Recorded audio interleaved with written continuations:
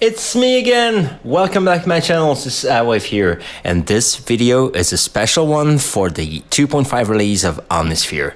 The bad boy is back with a vengeance, and how? Look at this. This is a new user interface, it's gorgeous, and you can resize it. So first, new feature, and I like it a lot, you can make it really small, or really big. Exactly what I need for this demo, by the way. Let me just initialize the multi here so we can have a double check at all the new features.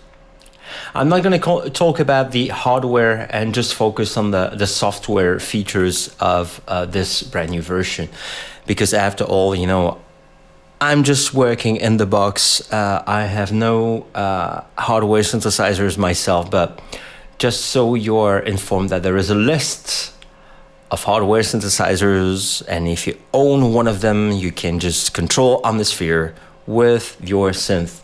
Really practical for the Roland boutique synthesizers, because they are all here. The GP08, Juno 06, JX03, and many more. If you still have an access virus somewhere, the virus A, the desktop version, like I used to, well, you can use it.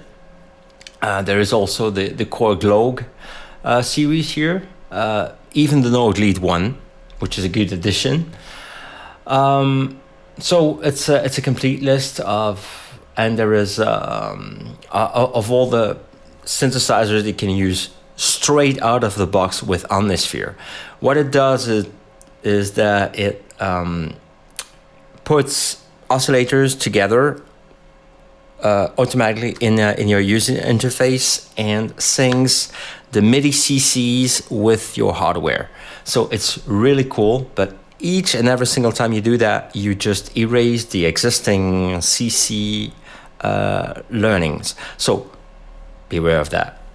But it's a cool addition, really, for those who still use hardware synthesizers, and there are many of them, and I understand them. Well done, guys. So user interface, what can I say? It's gorgeous. It's resizable. Look at these sliders and knobs. It's all clean and perfectly up to date for 2018. I love these sliders. You know, this small mixer, as we have now 4 oscillators per patch. So it's a big addition, and you can sync them with the lock here. Sorry about that.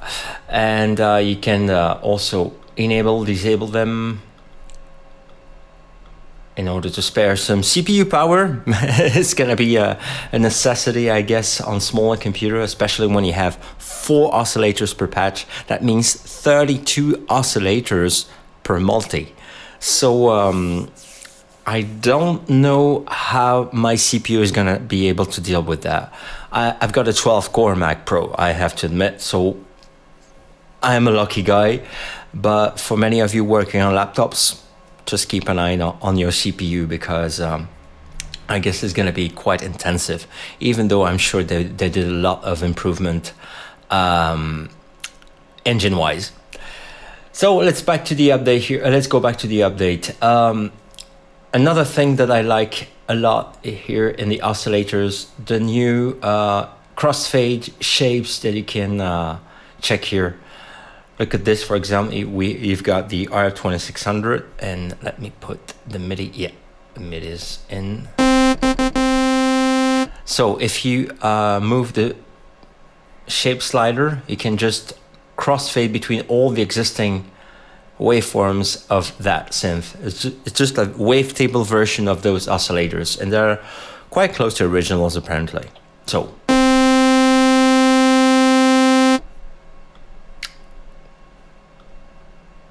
beginner's mistake. Use the right oscillator. Use the right oscillator first. So shape slider.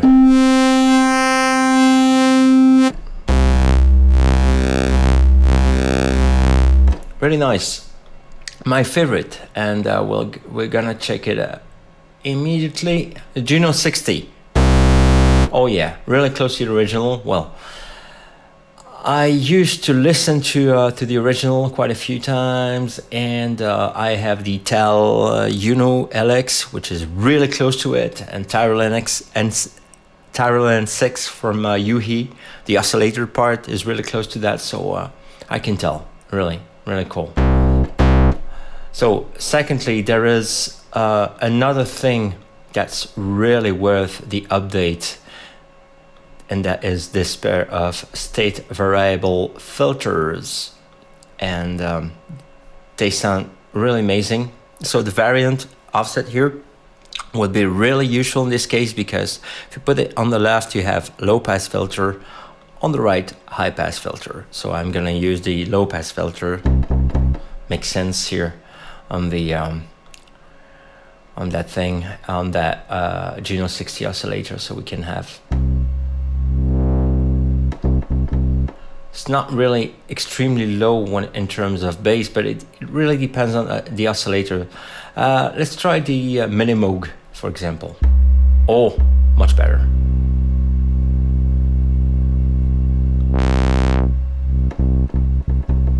Let's try an octave lower here.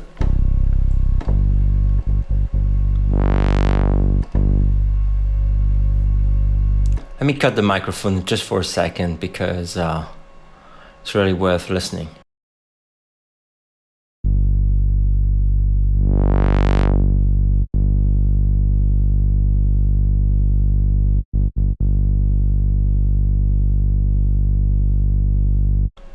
Not bad at all. Satisfying level of bass with this new filter, and this is the 12 dB, and there is a 24 dB. Sounds deeper, of course. The slope is different. So if you want to have the full cutoff, you really have to open the resonance a little bit, just like on the juicy filters. Just a slight bit, so it seems obvious with those synthesizers. I used to have the Access Virus A, and I had to do the same. Anyway, same goes for the JP 8000. Nice, really nice bass here, and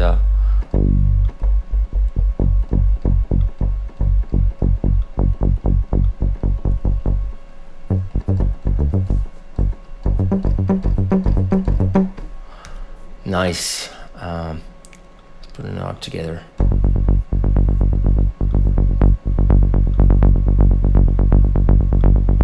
Start to make a patch with these new features, actually.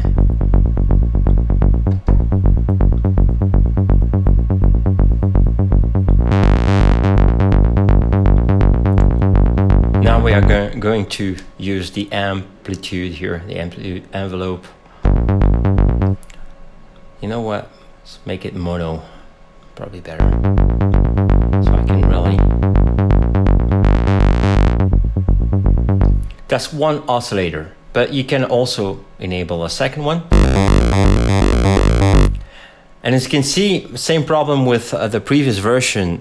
You have to either enable another filter, but welcome addition, in this version, you have a shared signal path for this kind of workflow, where all the oscillators go through the same signal, same filters, same effects. So if you go to the effects, look at what happens. You can press B, C, D, or A is the same FX rack. So you cannot have a full FX rack by oscillator. Is this a bad thing? I don't think so, because the workflow in this case is totally different, and I don't remember myself putting 4 different effects on 4 oscillators. You know, that would be a bit overkill for your processor as well. So that makes sense. Something else, the amplitude and everything, they are not shared with this signal path sharing. It's just the outputs and the filter. If you want everything else to be synced with all the other oscillators, you can use those locks here. And so every single time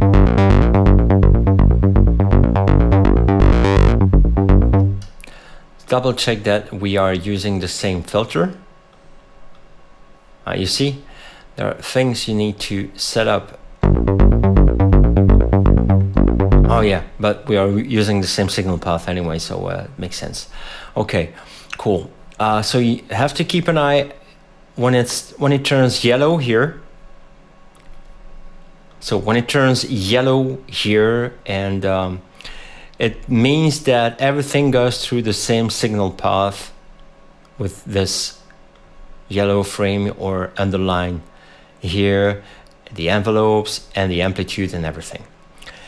When using the lock, on the other hand, everything else, so cutoff and the LFOs and everything, they get in sync, but not the oscillators and not the analog knob here either. So there are still, you know, you can still set them separate, set them on separate values. It's not a problem.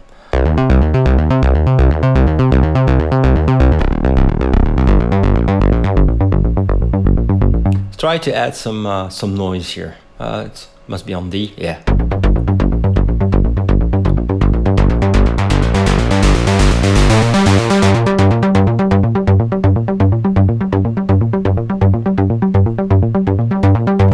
Try to Moog on this one. It's going to be much better. Mini Moog.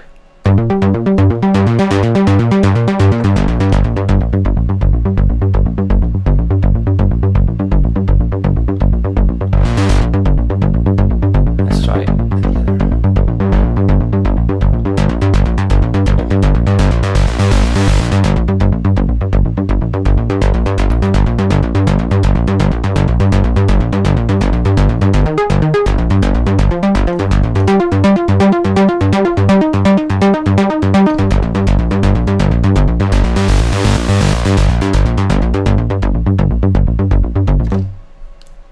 Yeah, so definitely excellent additions to an already great synthesizer, and brings it really up to date. There is also another filter type that I haven't mentioned yet, and this is, cannot access it here, it has to be plus. And you have a format. I don't remember that it was available in the previous version, but I might be wrong. Sounds really nice. Really close to what we used to have in the delay llama, and well, what's in here in the effects. Let me show you here. Probably the same filter type, Foreman filter. This one. Remember this? This JPEG from Audio Nerds. Really nice. Oh, let me just switch it up. Yeah. Okay, so back to the interface. There's a lot more to say. There are so many other features, but I mean, for the synth lovers that we are, these are the main, well, the most important ones. If you have a hardware synth, as I stated before, you can just connect it and use this HW button and have access.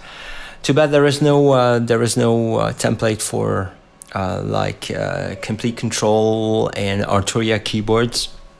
That would have been a welcome addition, but it's understandable that you want to give priority to the synth lovers with this feature.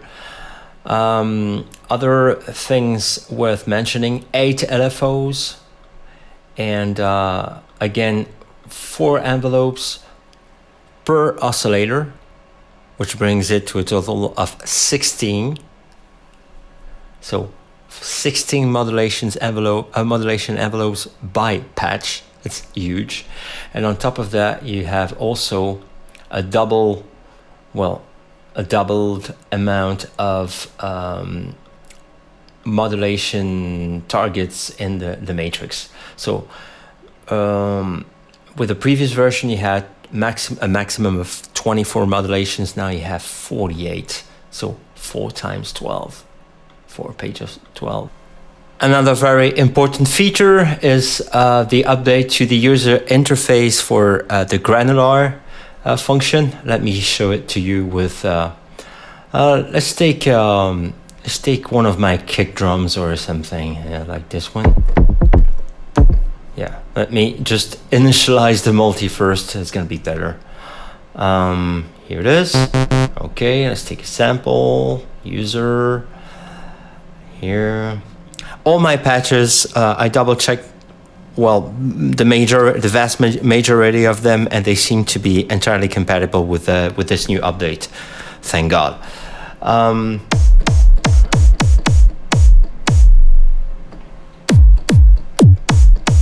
Yeah, let me. Don't like this one. Let me grab. Much better. So let me open. There it is. You have a graphical representation of your. Yeah, much better now. You can really.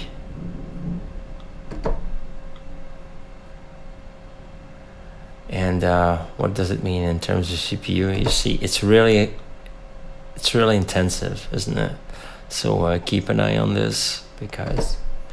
Okay, another thing I need to do here: position, interval, 0, pitch grain 0, smoothing, grain, and I have to put it back. Yeah. There is wild mode.